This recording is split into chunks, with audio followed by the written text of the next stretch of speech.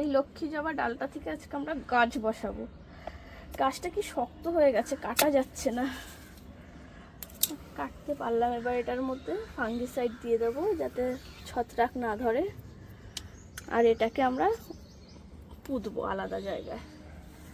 ডালটাকে লাগানোর আগে আমরা ডালের যে পাতাগুলো আছে সেগুলোকে সব ছেটে নেব। এই ডালটাকে ছাটা হয়ে গেছে, এবার এটা কাটিং করে নেব, ছোট ছোট করে পিস করে নেব।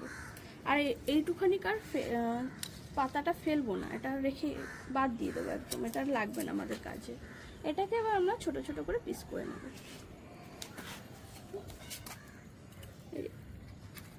এরকম সাইজের পিস করে নেব।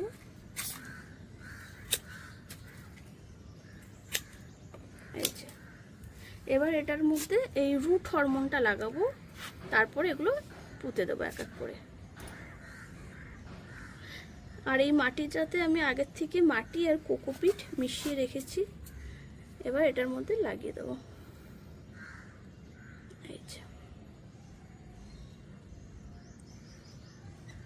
রুট হরমোনটাকে লাগিয়ে নিচ্ছি ভালো করে, লাগিয়ে দিচ্ছি।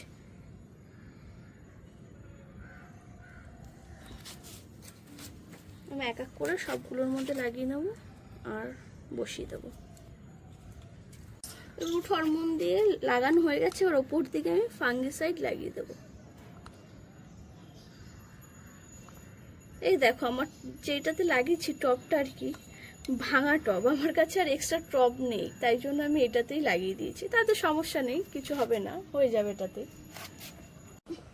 এটাকে এখন আমরা শেডের নিচে রেখে দেবো, 20 দিন পর এটার রেজাল্ট দেখা যাক কেমন হয়।